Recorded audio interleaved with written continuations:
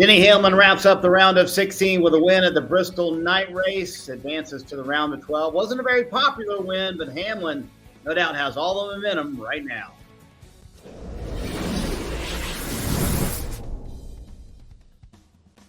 And welcome to NASCAR America Motormouths, presented by Toyota. Marty Snider, Dale Jarrett, Coon joining you here. So, Kim, Denny Hamlin all of a sudden has all of this momentum. Obviously, they're doing things very good, but he has all this confidence as well. So, is this confidence level a good thing for him moving forward?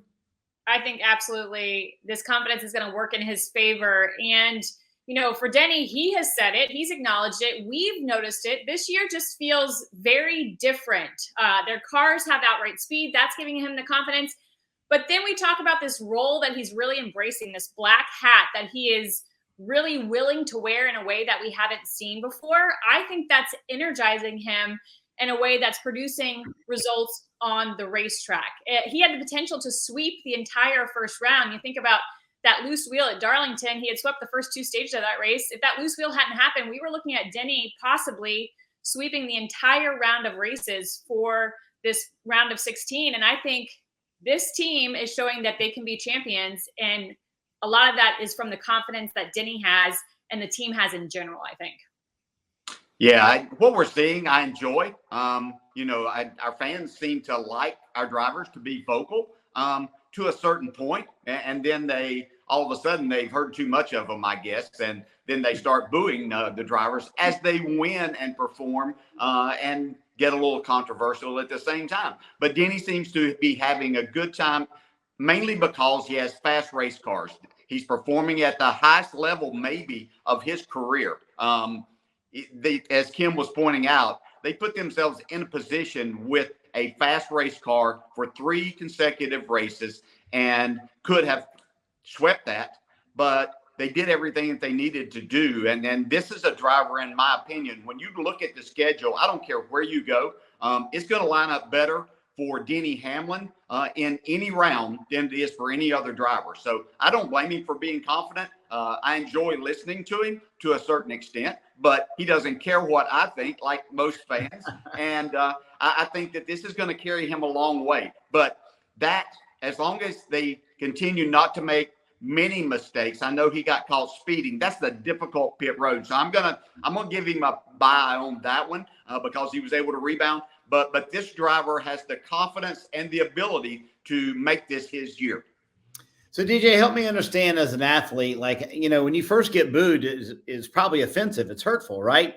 How do you then transition that into being motivation, which clearly Denny is feeding off of those boos now?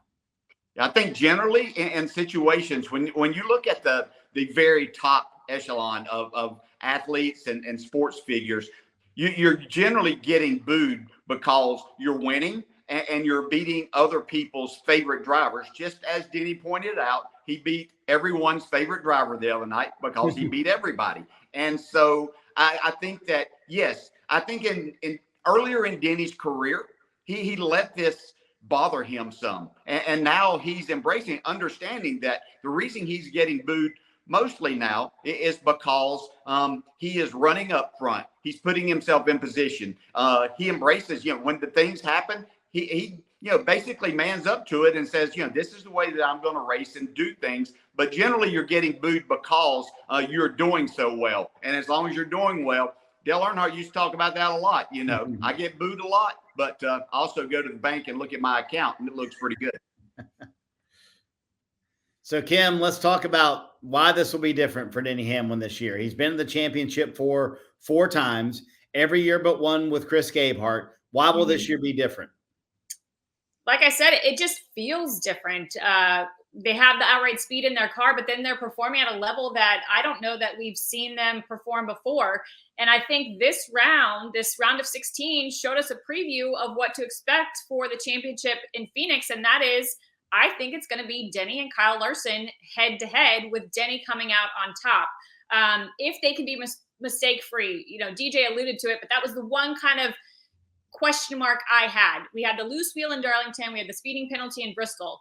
If they can clean up those minor mistakes, the championship is theirs. And so I think that is going to be really telling this next round. If they can get through this next round mistake-free, that makes me really confident in their round of 8, and then confident that when they get to Phoenix, they're not going to make mistakes. We're not going to see a tape gate like we did a few years ago. So I do think at this point, Denny has showed me that this could be and likely will be his championship year. DJ, what do you think about that? You picked him from the very beginning.